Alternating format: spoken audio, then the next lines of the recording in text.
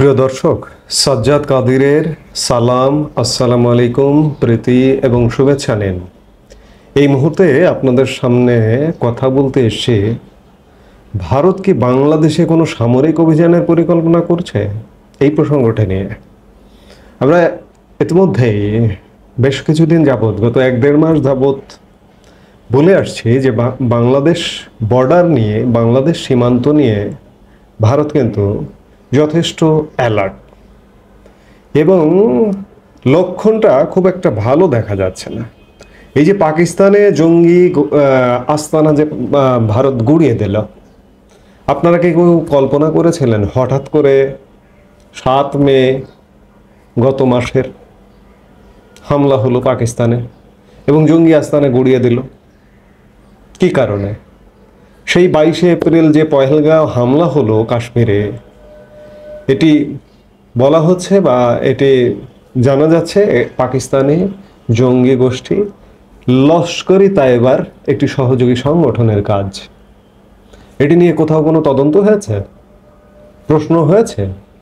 কিন্তু সন্দেহমূলকভাবে যে পাকিস্তান জঙ্গি তো দমন করছেই না, বরঞ্চ জঙ্গি পৃষ্ঠপোষকতা করছে, যার দরুন ভারত তার প্রতিবেশী, তার পাশে, তার সীমান্তের কাছাকাছি জঙ্গি তৎপরতা এবং তার দেশের ভেতরে জঙ্গি হামলার উপযুক্ত জবাব দিয়েছে পাকিস্তানে জঙ্গি ঘাঁটিতে হামলা করে।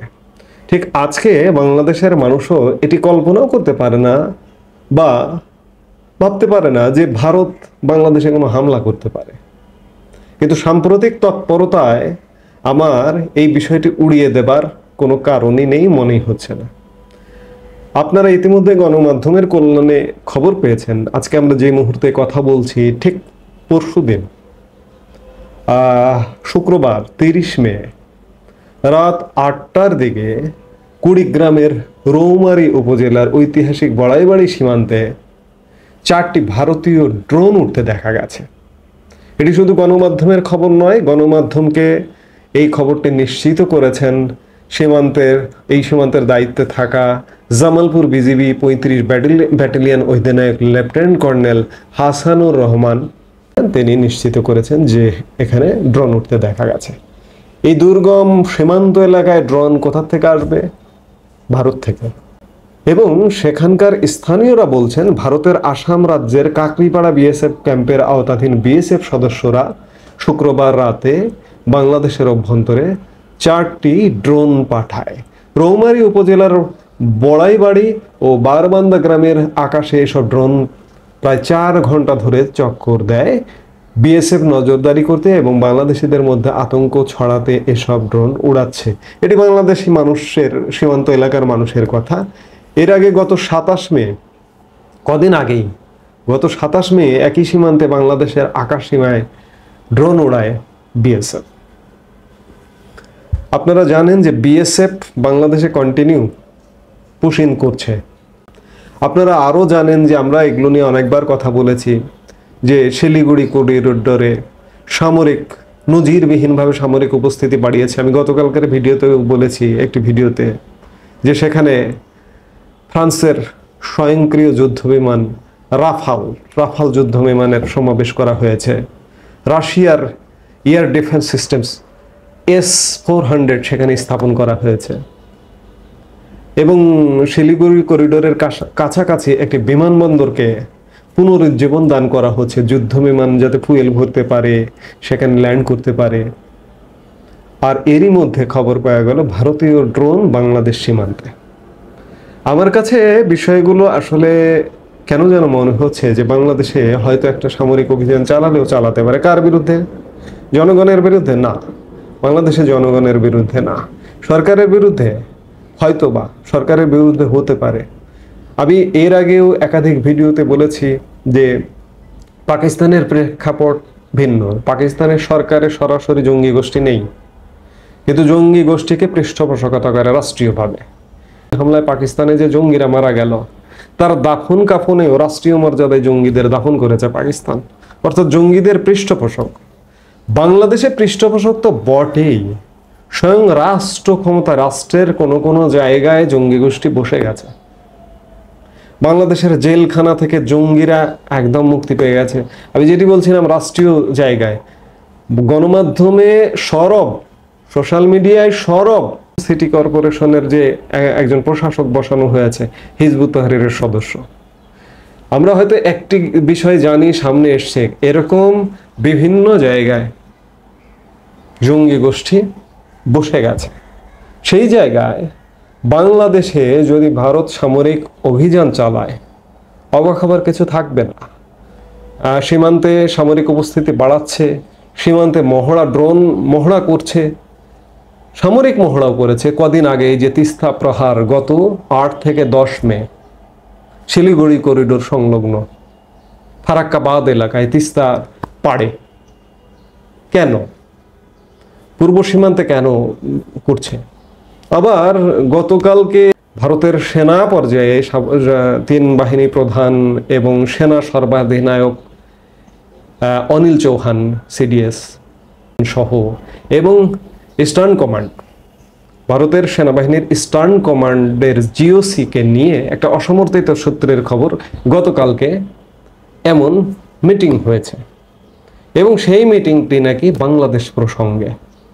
যদি তাই হয়, একটি অসমর্থিত সূত্র বলছে যে গতকালকে মিটিং হয়েছে।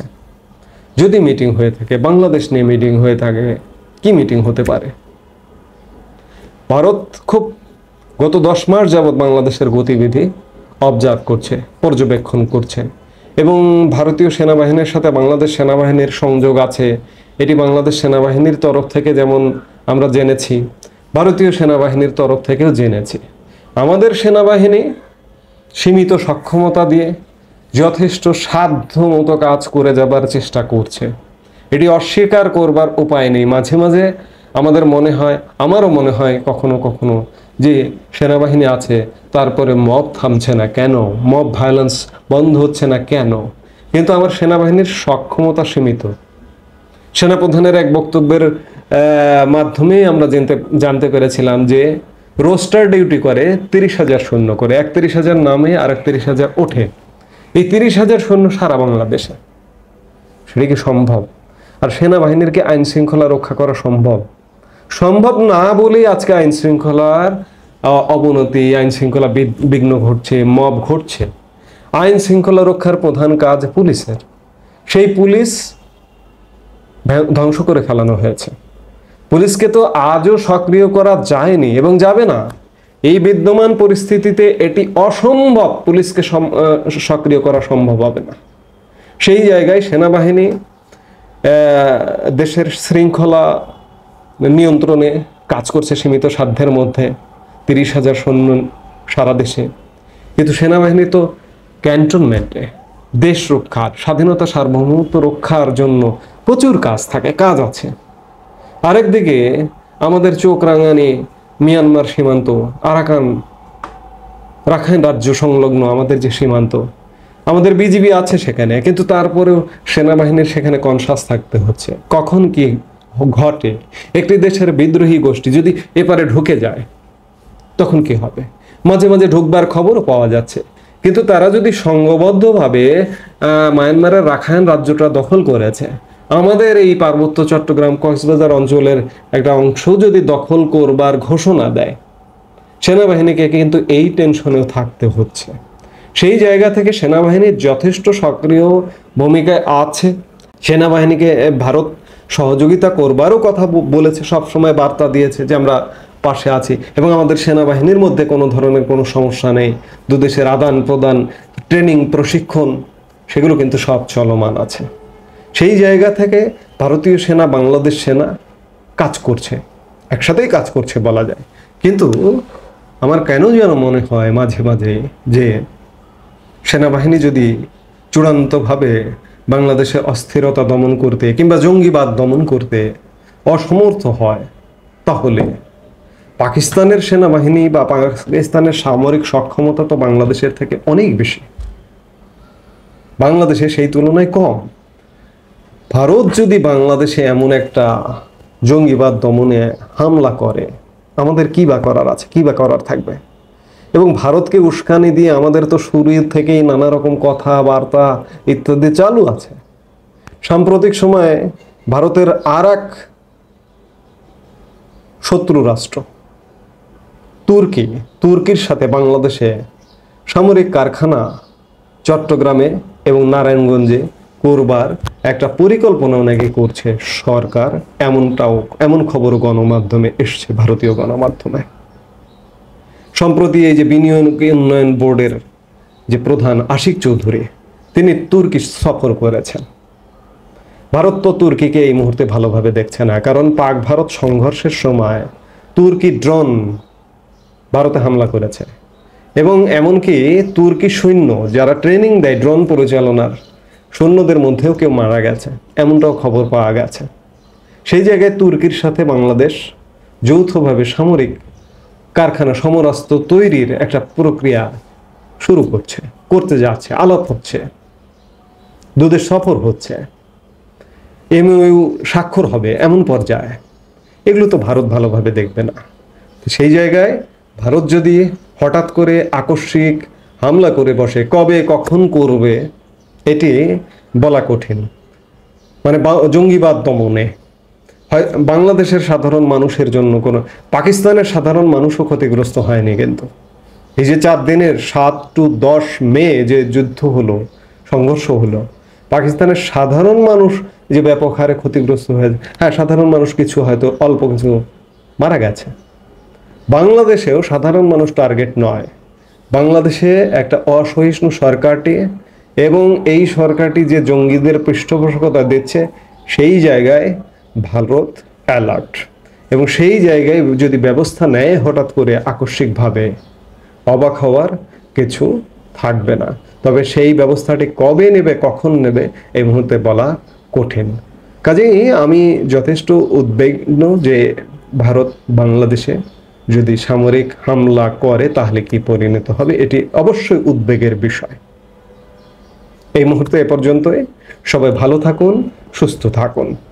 আমাদের ভিডিওগুলো নিয়মিত পেতে সাবস্ক্রাইব করুন Sajjad Kadir and the legends YouTube channel এবং লাইক, কমেন্ট, শেয়ার করে সাথে থাকুন।